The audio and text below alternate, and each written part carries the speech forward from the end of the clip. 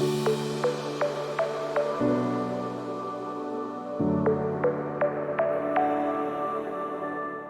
welcome back, everyone. And Kirsten, welcome to the Kirsten Ron podcast.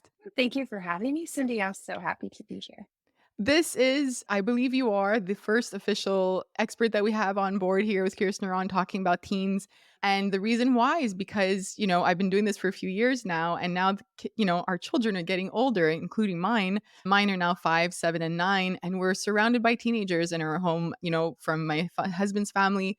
And I do think we need to have this conversation because lots of parents are wondering, okay, school year is starting. I have a teen. I have a lot of worries and a lot of questions. And so I want to address a lot of those with you.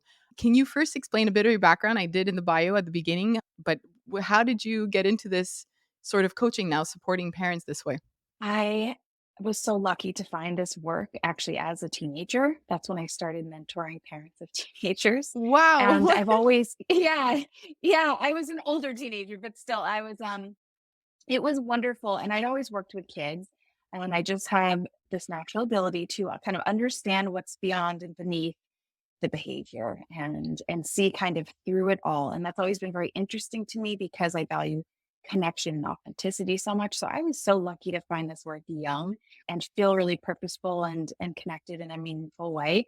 I used to work as a therapist. I've worked in all the settings as a social worker, which I was trained in, and now I just focus solely on coaching, which of course is similar, but it's also very different. For me, the work is very similar to how I worked as a therapist. I was actually never very much into the diagnosing aspect or any of that, much more interested in the relationship. I truly believe that that connection is the key to meaningful change and growth and all of that, just that human connection. So I just feel very lucky to still be in this work. And of course, there's a growing need to understand teenagers and how to truly support and guide them as they move towards young adulthood. And it can be a very challenging time for some parents, and because your role is shifting, right? And you're probably starting to see some of this. Right. Would you agree that maybe as a society and as parents, we need to kind of shift our mindset when we come into those teenage years with our kids, or maybe undo some patterns that we had when we were young? Because I think the reason why I'm saying that is because there's a teenager I had this conversation with in the family a couple months ago, and it just blew me away. So, her and I were speaking about struggles that she might be having or the ways that her parents are supporting her. And it was nothing that I expected. She spoke about family dinners and she said, they actually mean a lot to me. And I love that I'm one of the very few people in my class or in my group of friends that has daily family dinners. And I look forward to that. And she said that some of her friends say, I wish I had that. And then it made me think, wow, that's not what I was expecting from a teen. I was like thinking, I don't want to be with my parents. So is it our mindset? Are we going into this thinking, here we go. Here come the teenage years. They won't want to be with me. They won't want to know anything about me. Do we need to shift that? I think that that way of thinking often comes from maybe what we experienced ourselves. Right. Maybe we didn't want to tell our parents anything. Maybe we really didn't want to spend time with them. And maybe that wasn't because we were teenagers, but because of the way we were being treated at that stage and age, right? Right. Because from what I know from all of the teens in my life for now over 20 years, almost 25 years, they Mhm. totally want to spend time with their Mhm. parents.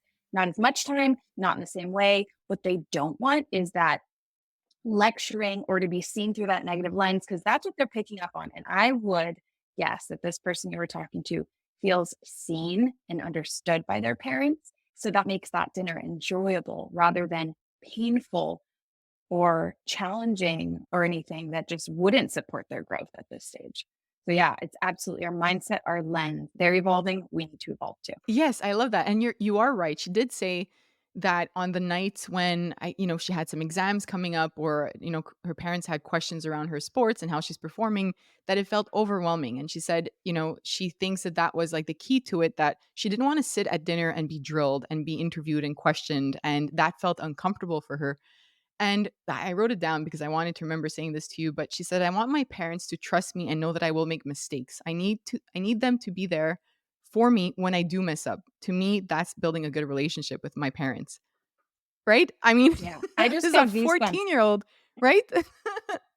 It's Yeah. amazing, right? And if we think about even just human evolution, it's like the ceiling for the last generation or the floor for the next generation. It doesn't mean anyone's better and it's always consistent like that.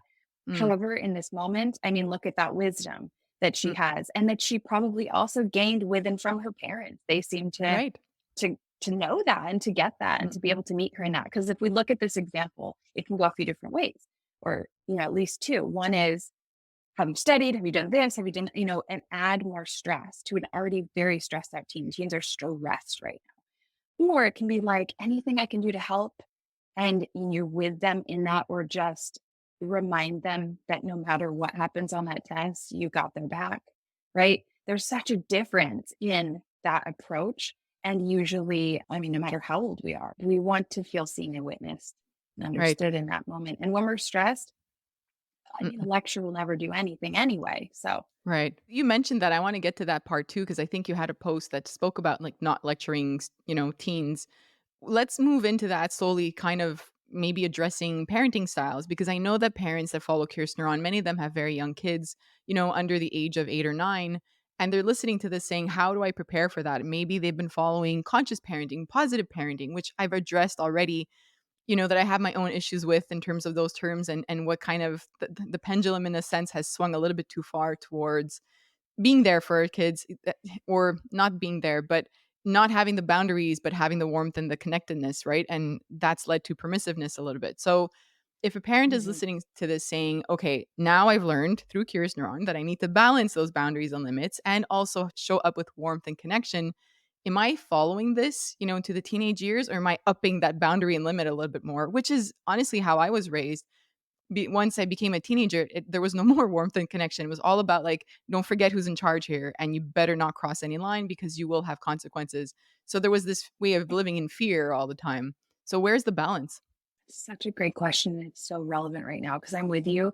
There's this big pendulum swing, which is what humans tend to do. We go over here, we go over here. And really, we want to be right here in the middle where we can kind of bob and weave as need be. Right. And so that looks more, and I experience the opposite. I experience little guidance, little support, Mm, very permissive, and didn't know where those edges were. And both of these mm, things we're talking about can feel really intense and scary. Maybe a teenager wouldn't have the words for that, maybe some would, but sure. that balance of I'm here for you and here's the edges and really Mm, showing that. You can't just say that as parents. You actually need to show that and listen and be there and offer that mm, guidance and think ahead, right? You kind of have to be that critical thinking brain for your teen because they are in a mm, unique stage of brain development mhm. where they actually there are things that are going to be harder for a lot of teens than for adults. They are just Right. growing in certain areas. Their prefrontal cortex is growing and not fully developed. Their limbic system is totally developed. So they might be really emotional.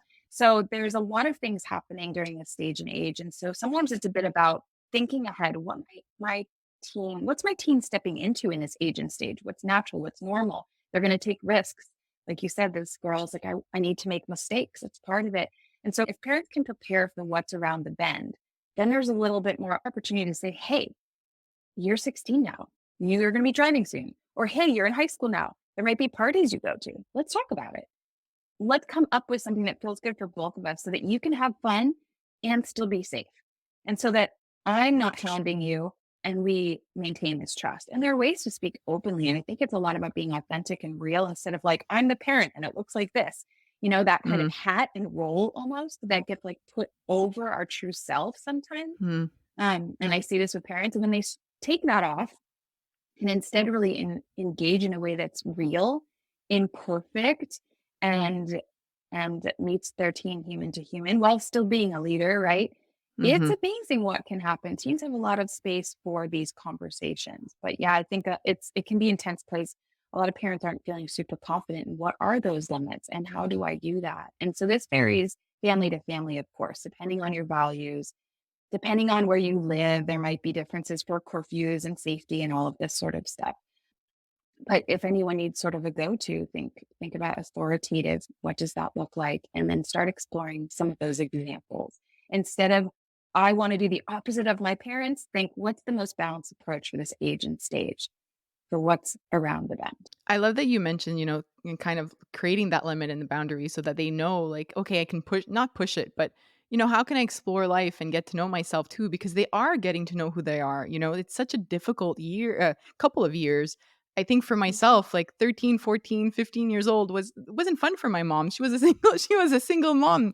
And I like truly, like applaud her because I pushed those boundaries. But again, it's interesting that we had different upbringings because my boundaries were very strict. And so I wanted to push them as much as I could to kind of breathe, like I was like, I need space. And I remember my mom saying, like, if I don't give you those boundaries, like you'll turn out like you'll be a mess. And I was like, okay. But it's so hard.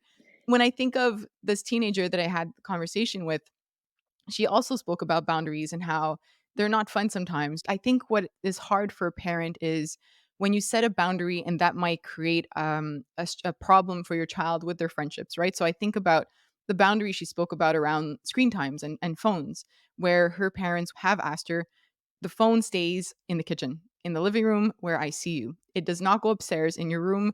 And that's the rule of our home. But her friends were texting and messaging and on social media at nighttime, and she was in bed sleeping because she wasn't joining in the conversation. But that felt right to that family, and that's the boundary they had. So when a boundary creates a bit of a rift between your child and their friends, how do you know that you need to maintain that? Mm. It's a perfect example. I mean, this is so relevant right now. And sounds like maybe this person's still young enough or their relationship is so strong that she's letting her parents keep her phone in the kitchen, right? Because there's some Well, she's not happy about it. Yeah. she's not happy about it, right? And then there's some older teens where it's like, yeah, no, I paid for this. It's in my room, right? So there's Right. so much variety here. And I love that you brought this up because I think what is important in these moments is yes, you can stand firm with whatever the boundary is if it's important to keep that. And it really might be like this one might be very important for this family to maintain. We can have conversations around what's hard about that. You missing Mm, out? Are you because we might I then love find that. out they feel left out, or maybe one of their friends is really struggling, or maybe Sure. there's a Yeah. group project, right? There's this whole range of why they might want to stay connected and have their phone in their room. Mm, And that's always what's most interesting to me. Yes, you can solve the boundary. Totally, absolutely. And if your team wants to talk, or if they're having a hard time with that, I would keep that door open about what's hard about it instead of it all mm, being about the boundary. Because not only will then you build trust and keep the line of communication open, but also know more about who your team is and what's hard for mm. them and what's important to them. Right. And that boundary can look like I spoke about the screen time. Maybe there's a party they want to go to and you don't agree with it because you know who's there. Again, I love that you brought up that question, because then you can at least understand. Doesn't mean that you'll give into it, but at least having the conversation of why this is hard for them and that you understand, you're validating it, but it doesn't mean you always have to break that boundary for them. Absolutely. Exactly. Exactly. I think for so many teens, and I've seen it a million times, right? If we can have space for what sucks and what's hard and what's frustrating, what they can't stand, what they hate, they can move through those emotions and have that experience with guidance, with someone supporting them and understanding it and being like, yeah, of course. I get that you want to go. It makes a lot of sense to me. So and so will be there. Yeah. Oh, I'm so sorry. This sucks. Right. I know. And oh, just hearing that, I mean, sometimes you go back to your own adolescence and you're like, I needed that sometimes. You spoke about Yeah. this in one of your posts where you talk about honoring and holding space for a teen's emotions. Is that what you mean when you're just kind of like allowing them to feel that and not necessarily like butting heads against it and saying you shouldn't feel sad or upset about it? Yeah, I Hmm. don't think I've ever had an experience where I've said, "You shouldn't feel that way," or Hmm. "Don't tell me how you're feeling," right? Yeah. Oh, I've heard this.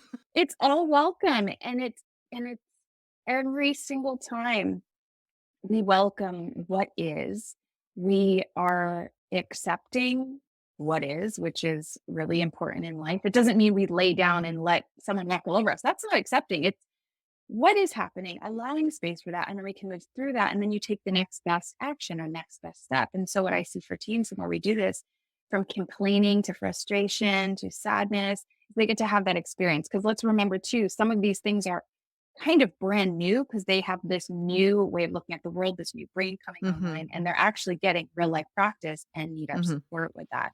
And then within that, they get to feel like there's space for all of me here. I don't have to cut off any of my limbs or not feel certain things. And my parent is strong enough to hold space for even my most ugly, imperfect self. And then it moves through. even if you haven't changed the boundary, that process can have a completion. Right. This is so beautiful because I think that even if my kids are not teens yet, I it takes away that worry knowing that this is the way. But I know that there are moms and dads probably listening right now and saying, "Hold on. Does that mean that every time something happens where they cross that limit or boundary, am I holding space for them and saying, 'Well, you went to that party and you snuck out. I'm going to hold space for that and everything will be fine.'" Does that mean that they cannot ever have a very strict consequence, in terms of like, that's it. You're not leaving this house for a month or whatever it is. I'm assuming the answer is no. And the answer is no, right? And this is why we get to dive deeper into this because it can be so easily misunderstood, right? And so yeah, your teen sneaks out and you find out the common response that so many of us got, maybe some of us got screamed at or yelled at or disappointed face or harsh punishments kind of immediately. There's room for something different where you're like, okay, so you snuck out. Let's talk about it. Mm, sure. You know the Yeah. curfew and you know the rules. What changed? How did you make that decision? Mm, Walk me through that. Right. And then mm, you can hear their side of it. I mean, this, of course, is part of how you keep an open, trustful relationship. But mm, also, if you don't have one, you might have to work towards this and be like, I'm not going to yell at you. I truly want to know what happened so I can mhm, understand what it's like to be mm. you. And then you have a conversation. Maybe you're eating, maybe you're driving. Car rides are good for those. You can do it in whatever kind of environment feels natural. Right. And then it's like, well, because that happened, that doesn't feel super safe for me. I'm glad you're home safe, phew. Mm, And I think we'll just dial it back a bit. And so this weekend, we're all going to stay home and it's going to look like this. And then next time there's a party, we're going to try again. Right. mhm, And so you're, there's consequences. Maybe they're natural. You understand where they're coming from. You make a better plan next time. And it might look something like that. Right. mm, Where your teen then isn't feeling like attacked or they're a bad person or their parent doesn't understand them, but their parent understands them. There are consequences mhm, and we can all move forward. mm. I hope the parents are hearing what I'm hearing in the sense that once our kid becomes a teen, it's clear that you don't step back and say, well, that's it. I did what I had to do and it's over. And now I hope for the best, right?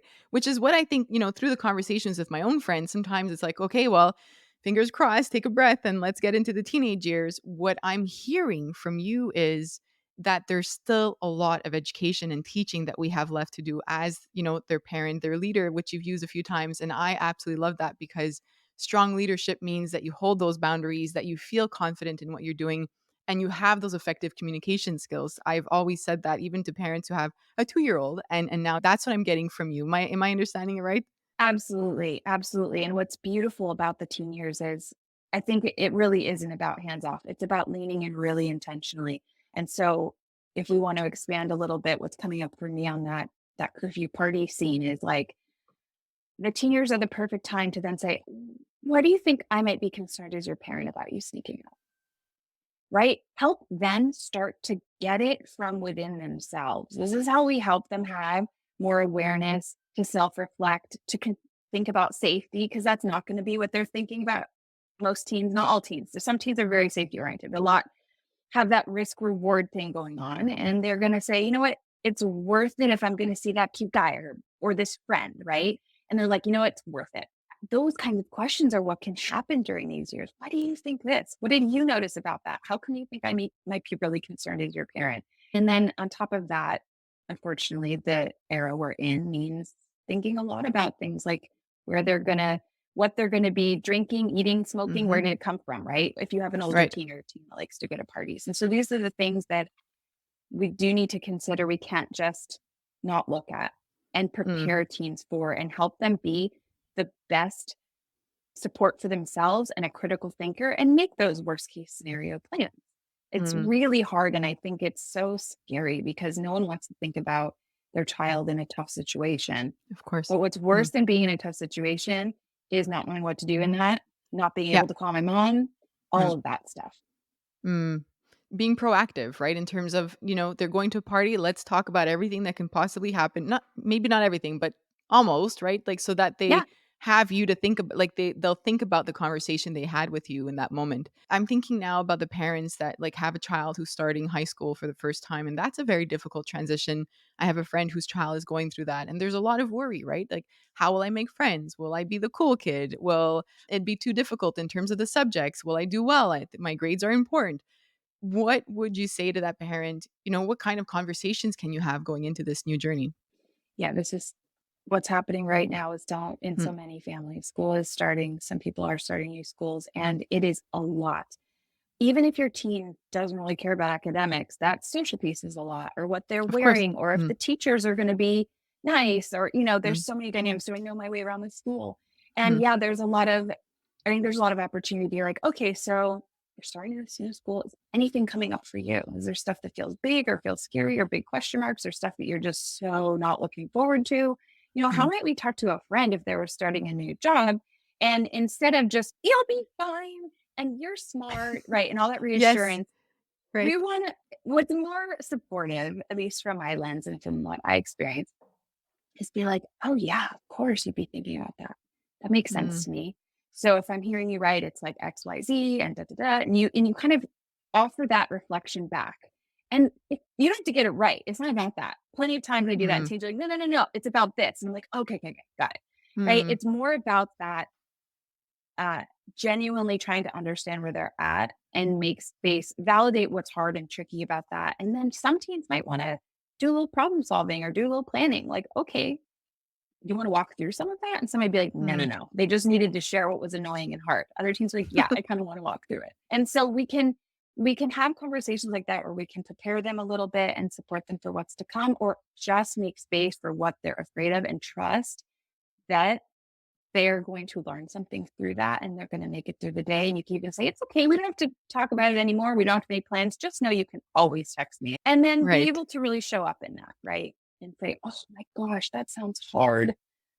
Oh, and then they'll keep sharing, right? You want to stay away from, but you'll be fine, but you'll be fine. Unless you Mhm, particularly have a teen that likes that reassurance. But most mm, teens that kind of, but it's okay, feels a bit dismissive. They really need a mm. lot of space to process. Do you think some parents kind of hesitate to do that and to open those doors and for the conversation? One, because like you mentioned, what if I don't have the answer? What if I don't have the perfect answer that they need to hear? Two, what if my child says something that is something I didn't want to hear? Right? That might be really uncomfortable for the parent.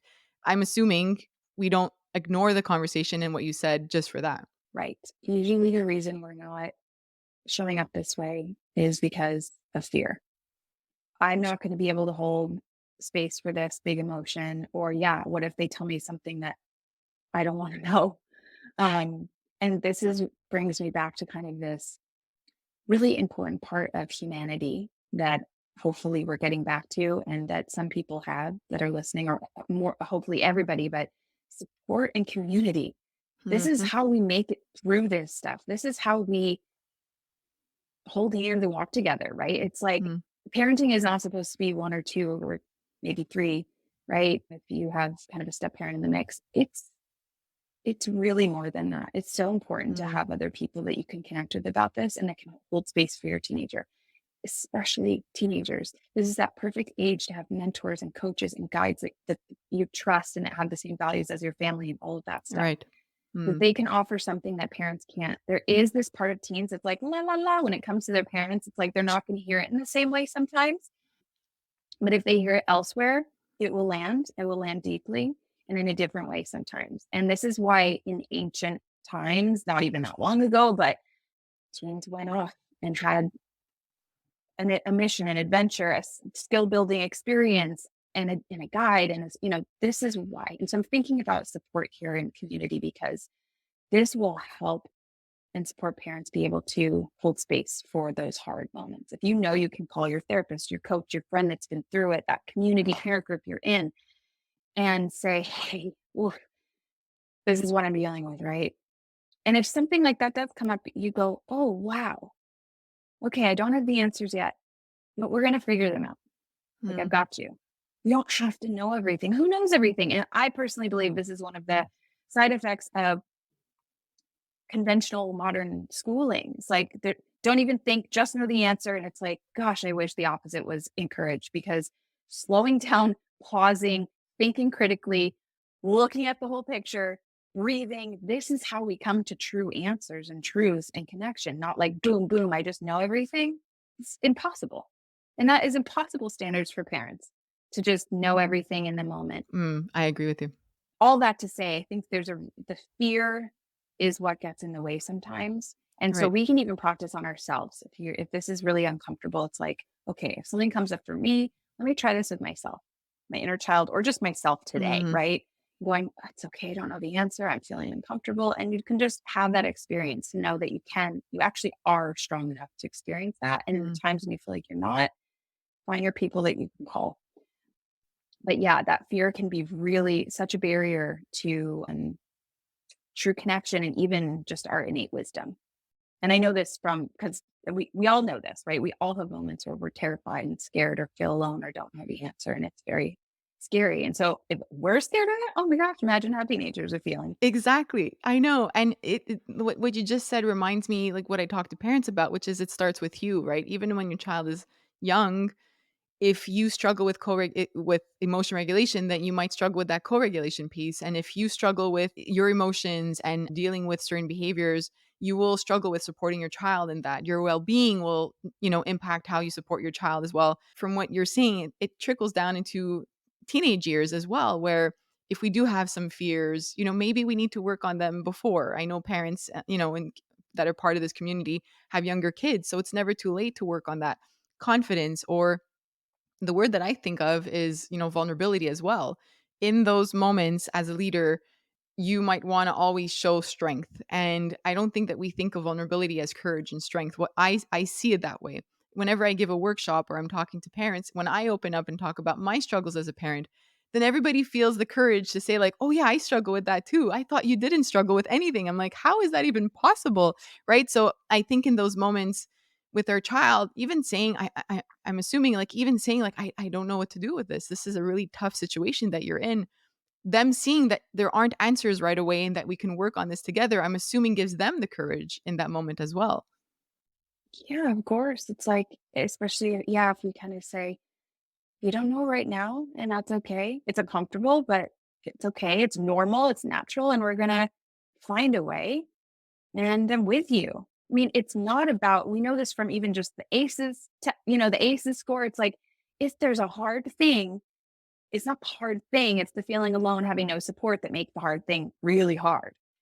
So that togetherness is so key. And you bet, um, as you were talking, I was just thinking, yeah, teenagers, children in general, but certainly teenagers have a way of illuminating where our work is, where we have some wounds, where we can spend some extra time, and that can be so uncomfortable too. And teenagers particularly have such a bad rep for being difficult and challenging.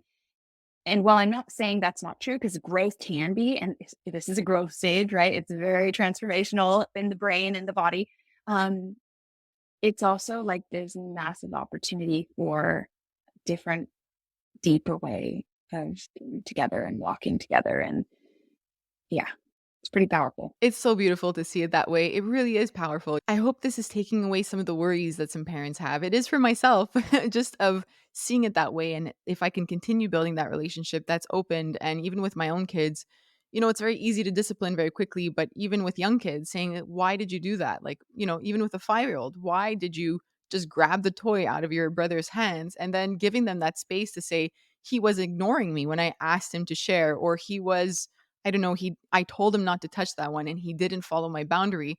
My 5-year-old can express that. And then instead of just going into discipline and saying, "Put that toy back down. How dare you grab it out of your brother's hands?" There's a conversation, and I'm hoping that that can continue, into their teenage years. One thing that I know is a challenge sometimes for parents is friendships, right? So we do want our kids to make friends that support them, that are there, that become part of their community, but then we do know that part of being in high school is there will be many different kinds of people and friends, and that there is a chance that your child builds a friendship with somebody that you don't necessarily agree with. And I know that this is very hard for parents. how do you approach this with your child if you know for a fact that they're with somebody or hanging out with somebody that you just don't agree with? This is bringing me back to even some of my choices as a teenager. I'm remembering some of the people that I hung out with, and the reason why was because I was looking for something that I Mm, wasn't getting at same. home, that I Mm, needed in my life. And so one of the proactive, preventative, intentional ways is to actually be such an epic support, amazing person in your teen's life that they're satisfied in a sense in that way. Not to say they're not going to also then go out and make mistakes and, have a variety of friends. And there's something magic about that feeling. I mean, if we can all imagine, like, my parents just got me and they were there for me, like, how good that feels. And then there's also this ability within that to have conversations about, yeah, what kind of people are you looking to be friends with? And mm, and not in a leading way. In a, like, you might feel like you want a little of this and a little of that, and maybe you don't know. And help them, like we were talking about before, have their own reflection about mm, what's healthy and solid and real and true. And even if they say, like, I want friends at party, instead of mm. like, no, no, no, no, no, you don't want that. Be like, tell me more. What Right. sounds fun about parties? Because for some teens, it might be really innocent, Mhm, or it might be, something that you want to talk further about, or there's an issue mhm, there, right? And so it's kind of, again, a lot of things we've been talking about: make space for all of it. Don't shut any of it down. You're kind of gathering info like a curious friend, rather than like a parent that wants to, totally control everything, because you're not going to be able to. That's the reality. And you want your teen to be able to make the best possible choices. And you will set up certain parameters that help to guide them and keep them safe as they do that, because they are going to make mistakes. And so those are just some thoughts that come up about friends. And I think there's some really deep conversations. I have a few teens that I know that are interested in going to parties and meeting boys and all this stuff.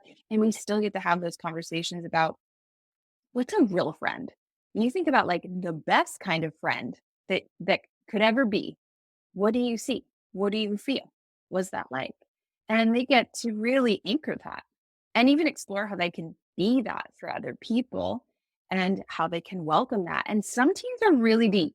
So they'll have conversations about energy and what we put out there and getting, all kinds of things can open up, philosophical conversations. It's amazing where we can go when we sort of give teens a little bit of credit and see where they take us, because they're pretty open-minded and in an expansive state.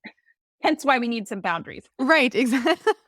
So, when I'm hearing this also, I think about, one of your posts that talked about prioritizing listening over lecturing, and I know that many of us, even with younger kids, we fall into that. Maybe these are patterns that we have where we just kept getting lectures from our own parents sometimes growing up. Um, we see that as the teaching moment, but now that I think about what you're saying and I'm thinking of this post, we're talking a lot about talking to our kids, and what you're saying is really hearing them. So, is that what you mean by active listening? And is there still space for some lecturing, or you feel that it's just not what's going to be like, beneficial to our kids? For a lot of teens, it's you listen, listen, listen, listen, listen, right? Active listening, reflective listening, real, true, authentic listening. Hmm. And then after that, there's usually space to share something. And what can be really supportive for parents is to say, like, once you've done all that, really, it's been a minute, or they've really vented, or whatever's happened, you've really listened, you can kind of be like, I'm so getting it. So it's like this and like that. And they're like, yeah, yeah. And then you're like, okay, I have a thought. Are you interested in hearing? Even that offering, they have some choice there. You're not just like, hey, now, mister, you really need, like, that's Right. such a Sit down different and yeah. vibe. And it's It's not that true. you're, yeah, it's true. And they might say they're gonna, most likely they're gonna be like, yeah, sure. It's very rare that they'll be like, "No way." And if they do, then it just means they're totally overwhelmed, they're totally dysregulated, Mm, or maybe you haven't listened as well as they need you to. right. And Mm, that's good feedback to have. That's helpful feedback. And so it's like, okay, no problem. Like, is there anything else that you want to share that feels important? I promise I'm going to just listen, and I really want to understand, and do your best with that. And I know it's really hard because so many of us actually weren't modeled this no. and Well, yeah, don't exactly. I know was what just going that to looks say. or feels like. Yeah, that I was gonna ask actually as a follow-up. Maybe some parents don't really know what active listening is in terms of, because I talk with parents who also struggle with this in relationships, and active listening is hard. I sometimes I ask parents, think about the last argument you had with a partner. While they were not speaking, were you, even just as a basic, were you listening to what they were saying, or thinking about how to prove your point the next time you have a moment to talk? And everybody always erupts in laughter because they know that's what they do. Right? So, but listening is not just staying quiet in that moment. What is active listening and what does it look like? It's imagine what it's like to be this person in what they're sharing with us, right? We can imagine if I were them and they're saying this and it feels like this, and you really, um, we can never exactly know what it's like to be someone else, but we all have the ability as humans to be compassionate and empathetic and imagine what it could be like to be going through that and to slow down enough and attune and even just realize, wow, is this someone in pain or is this someone having a hard time? Take away, like, I'm their parent and they're my child and they need to listen to me. It's like, this is another human that's really struggling right now. And what do we need as humans? And I think what's tricky about this is sometimes we don't even know how to listen to ourselves when we're having a hard time because we weren't modeled this, so many of us. And so we are learning something new in a sense. And I feel so much peace knowing that it's in our bones and in our DNA somehow. It has Mm, happened along the way. Even if we didn't get it from our parents, maybe we did from our grandparents, or maybe they got it from their parents, or we got it from a mm, friend or a mentor. And so it's imagining being in someone else's shoes. At this stage, this person is mm, going through this. Wow. And sometimes it's just wow. And that's what you can say, and you can mm, nod. And it's not about what you're going to say next. Get rid of that. I have to say the perfect thing, that script I heard on my side or your side or whatever. mm, That can be so helpful sometimes, but it can also take us away from just being truly, truly present with what is. When someone is hurting, a lecture is never going to matter, or a heartfelt response and just being there in what they're sharing and knowing that them getting that out is one of the most important parts of the process of mm, co-regulation, and that we can just hold it with them and bear the weight. mm. Which is heavy. It's hard too, right? Which is why you need to kind of work on yourself because it's not going to be easy. Like everything that we spoke about, I think it gives us guidance and kind of this confidence that we can go about this and move forward with our kids being teens and kind of be there for them. But if we are struggling ourselves, which you've alluded to now, it's not easy. You spoke about the compassion part, and I had heard an interview. I forget what the podcast was, but they were interviewing Brene Brown, and she said something that marked me. I wrote this down, and she spoke about if we struggle with self compassion, then odds are we will struggle with compassion for others and it'll turn into judgment. So she used her daughter as an example, who, I don't know, she took down a ponytail or something like that. And she said, her mom said, well, why are you doing that? And she's like, well, my friends, they were judging me and saying that it wasn't, it didn't look good or whatever it was. And she was able to express, this compassion to her daughter. But then 2 minutes later, she was like telling her husband, take down the Christmas lights, or, our neighbors are going to judge us.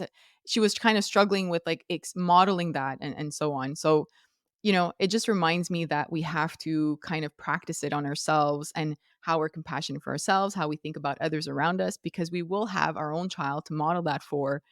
And even like, saying you should love your body, but then we, do something and we're like, oh, I've gained so much weight. I don't look good in these jeans. And, we have to think about what we're modeling, including compassion. Yeah. I love that example. And teens, children in general, they know you. Like, if you're their parent, they just know you inside out, upside down, and all around. Like your energy and your essence, right? They have been attuned. Talk about attunement. They are masters at knowing exactly where you're at. If you're like, yeah, I'm good, they know, and you're not, they know you're not, right? And so there's this beauty in being, as you spoke to earlier and even alluded to with that Brene Brown story, is this vulnerability of just humanness, right? So even if you're in it with your teens, like you can stop and be like, I just realized I didn't listen to you. Can you say that again? Because it's really important that I hear you and really hear you. Right. There's room for mistakes the whole way. If we can, as we can be accountable and clear and aware of them. Your teens have to be like, hey, if we can, it's when we go down that track of not listening the whole time and then coming back and lecturing, that's when they say, hey, you weren't listening. Right? But if we can notice it as we're going and say, I want to get this right. Like, I really want to understand what this is like for you. Mm. And then we do our best. And we try to get better. And also, yeah, just be vulnerable. I'm noticing I'm really judgmental right now as you're talking about your friend, so and so. Hold on a sec, because I want to meet you in this. And they might even be like, well, what are you judgmental about? We might even have space for where you're judgmental, right? It's so beautiful when we get really real what types of moments we can have. This kind of brings to mind that one of your posts that talks about like we can't demand respect and we have to inspire it. Everything that we've spoken about today kind of reminds me about that in the sense that we're building this really beautiful relationship with our child. We are, giving them that space and, we're not saying like I'm the parent, you do what I say and you have to follow and if you don't, then there are consequences and so on and shaming them for that. It's truly inspiring the respect that we want, whether it would be the relationship with their child or anybody else, right? Like this kind of relationship is a strong, healthy relationship.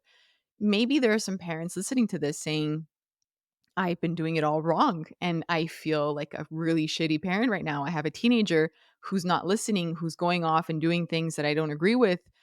I don't know how to bring that back. And I've been demanding respect and I have not been holding myself accountable. I'm a mess as a parent, right? I always Mhm. kind of want to make sure that I address that parent because sometimes it's hard to hear these things and say, I wasn't doing that. How do we kind of show them compassion right now? And what's the path or the journey that follows this conversation they've heard? I often say that there's grief and growth, which Mm, is sometimes why we try to avoid it, I think, as humans. right. So It can good. be painful, right? When we realize, oh, I've been doing it all, wrong, Mm, quote, wrong. And so if anyone here is feeling like, ooh, and ouch, and like, oh gosh, if I could only start over, or all of that, we can. You can say, holy shit, or like, oh my God, whatever. You can actually say this to your teen. I have been missing out. I've totally missed the boat in this way mm, and that way and this way.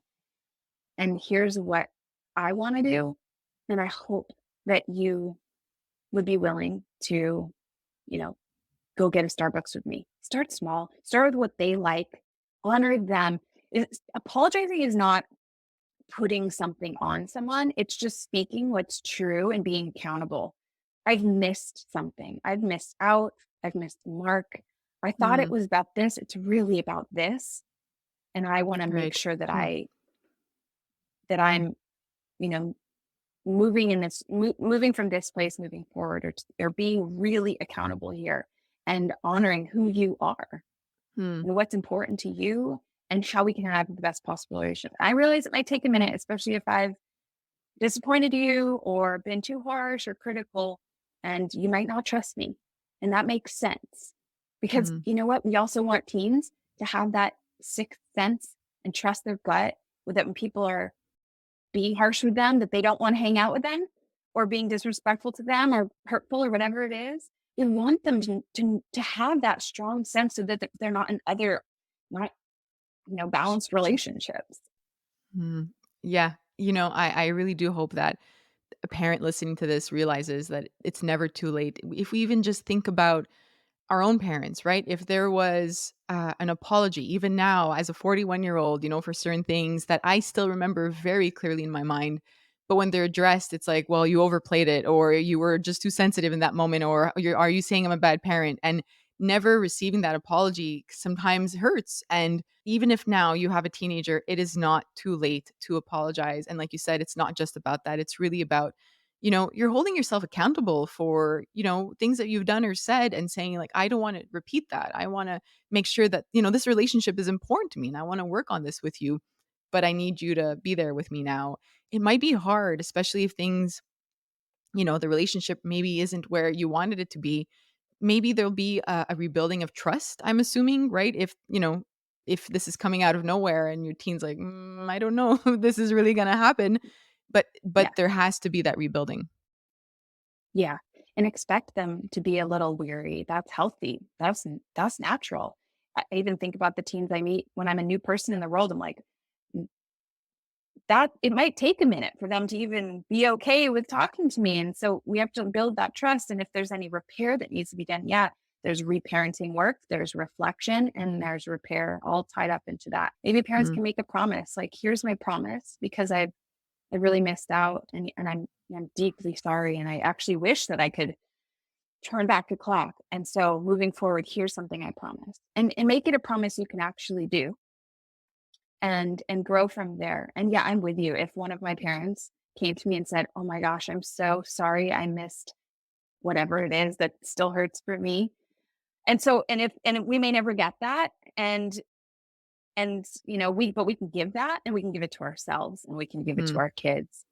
It's there's so much beautiful work in sometimes I'll even imagine, right, my parents saying something like that. Oh, I really Mm. miss that. And that can be beautiful too, even though it feels imaginary. It's almost um it's like inner child work where you can kind of write your own story and Right. create something different. And when we do that, it ripples in every direction. It's not just forward. I believe. Mm. I believe it's all encompassing to some degree. And maybe we do need to do that with ourselves before we can move forward with that, relationship with our child. Maybe there is some repair for us in our childhood that will make it a bit easier for us. Like I do believe that sometimes we have to kind of address those and not really ignore certain things that happened, like that's okay. I'm having a lot of trouble stopping this conversation. I am enjoying everything that you were saying, and I can't thank you enough for this conversation. I think for me to end this, to kind of like maybe shed a bit more light, given the teenagers that you've worked with, what are some things that you've heard them say that you wish every single parent would know? Some things that we only learn after the fact and we can know now as we're going into these years. They actually really care deeply about what their parents think about them and and are so attuned to what they really think about them, right? And so that's that authenticity piece. They do care. They do want to have a good relationship with you. They want to be seen as good through your eyes. And they want you to understand them or at least, try. And I think one of the most overlooked, underutilized areas to connect is when teenagers are frustrated or complaining in those Mm. negative moments where so many of us were called disrespectful or ungrateful or whatever. Those moments, because teens aren't always going to know what they love or be excited, especially because they're sleep deprived. Just so everyone's Mhm. clear, they're very sleep deprived during a stage when they need sleep more than any other time in their life. Mm. So leaning into those moments, if they're annoyed, frustrated, or complaining or seemingly ungrateful, have Mm. fun in that area and enjoy that. Like they want that's an invitation. This is Mm. something that I think can change a lot of lives because I've seen it happen. Um, it's an invitation. They're telling you about what it's like to be them. It's not coming through a positive lens, but sometimes that's where we're at. We just know what we hate. We don't know what we love. Mhm. It's And true. meet them in that and see if you can play there and just not take it personally. It doesn't mean they're going to be a negative, horrible person and you're enabling their bad behavior. It's human, especially in the teen years, to kind of go, ick. They are literally getting rid of their childhood self, walking towards their older self, and they need for help with that. And so thinking of it like a butterfly coming out of a cocoon or Right. or Yeah. whatever metaphor helps you through that kind of what feels maybe a little ugly or negative. That's okay. We all grew up. I mean, so many of us grew up to be people pleasers and focus on the positive and all this stuff. Life is everything, especially during a highly pivotal growth stage, right? And so I would imagine that people listening, you've had a teen complain before, whether it be about what you made for dinner or their teacher at school. Meet them in that moment. Yeah. Oh, it's been such a pleasure. You just touched on something and I realized this is something maybe just as a reminder to parents, name calling, right? Like putting a label on our kids. And I think you addressed this too in terms of being ungrateful or lazy. I had spoken to a woman a couple years ago who was diagnosed with autism in her late 30s. And she said something that marked me. She had said that her parents would call her lazy. She wasn't doing well in school and that she wasn't trying hard enough. She said there is not one child or teenager that intentionally is trying to do their worst in school, at life, never. No, And she said that's no, a sign that there's something going on and that we need to kind of open our minds and our, towards that rather than just saying like stop being so lazy, do better in school, stop being, this, that, whatever it is, these labels because like you said, we start taking that on, right, as a label for ourselves. And I remember struggling a lot with exams because my internal dialogue was very negative. Like, you're not good enough, you're not smart enough. My brother was always the smart child of the family. And so those labels kind of start coming up at the wrong time. If a parent, again, I don't know how to address this question. I just wanted to bring this up, but it's something that you mentioned that I just thought was important to say. I It's very Mm, important. It's mm, like normalized actually to name call children, which is weird. We would right. never do Mm, this with our friends. And these are our it's children. true. Mhm. They deserve the absolute best. They're growing through very important childhood stages and brain development in a very wild world. And more than Mhm. anything, they need to see themselves clearly, especially as they're wavering. So we need to see them Right. clearly. And as a friendly reminder, grades don't matter. They don't. They never really did, but they definitely don't now. If Mhm. anyone here is like, no, my kid's really struggling in school, but they're so smart and they have potential, they don't matter. Maybe you have a type A kid and grades do matter and they're going to go be a doctor. That's totally fine. Never letting grades or thinking they're lazy and don't care about homework get in the way of your relationship. It's not worth it. The world is changing really fast. There's no scarcity for opportunities for learning and jobs and work and magic and gifts. So that just feels really important now. It's a little off of what you were saying, but I know that a lot of that name calling can come from that fear of like, oh no, they're going to fail.